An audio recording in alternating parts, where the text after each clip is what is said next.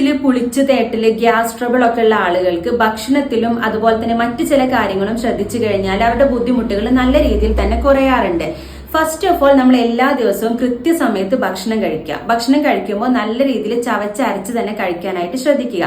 ഇനി ഭക്ഷണം കഴിക്കുന്നതിന്റെ കൂടെ വെള്ളം കുടിക്കുന്നതിന് പകരം ഭക്ഷണം കഴിക്കുന്നതിന് അരമണിക്കൂർ മുൻപോ അല്ലെങ്കിൽ അരമണിക്കൂർ ശേഷമോ വെള്ളം കുടിക്കാനായിട്ട് ശ്രദ്ധിക്കുക.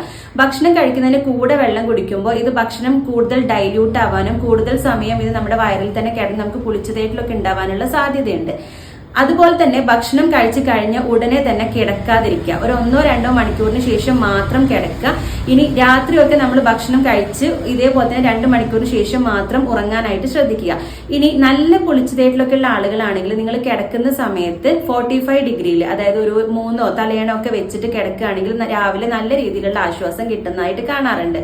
നെക്സ്റ്റ്, നമ്മൾ ഭക്ഷണത്തിന്റെ കാര്യത്തിൽ ഓവർ മസാലയുള്ള ഭക്ഷണങ്ങൾ, മുളക് പൊടി കൂടുതലായിട്ടുള്ള ഭക്ഷണങ്ങൾ, അതുപോലെ തന്നെ പുളി, അച്ചാറ് എന്നിവയൊക്കെ ഒഴിവാക്കുക. കൂടുതലായിട്ട് ഫ്രൂട്ട്സും വെജിറ്റബിൾസ് ഒക്കെ ഭക്ഷണത്തിൽ ഉൾപ്പെടുത്തുക. ഫ്രൂട്ട്സിൽ തന്നെ ഓറഞ്ച്, മുസംബി പോലുള്ള സിട്രസ് ഫ്രൂട്ട്സുകളൊക്കെ ഒഴിവാക്കുക. പുളിയില്ലാത്ത തൈര്, യോഗേർട്ട് ഇതൊക്കെ നമുക്ക് ഉപയോഗിക്കാം. മോര് ചെറിയ അളവിൽ ഉപയോഗിക്കാം. ഇനി മദ്യപാനം, സ്മോക്കിംഗ് പോലുള്ള സ്വഭാവങ്ങൾ ഉള്ളവരൊക്കെ ആണെങ്കിൽ അത് മാക്സിമം ഒഴിവാക്കുക. കോള പോലുള്ള കാർബണേറ്റഡ് ഡ്രിങ്ക്സ്, പാക്ക്ഡ് ഫുഡ്സ്, എണ്ണയിൽ വറുത്തിട്ടുള്ള പ്രൊഡക്ട്സ് ഒക്കെ മാക്സിമം ഒഴിവാക്കുക.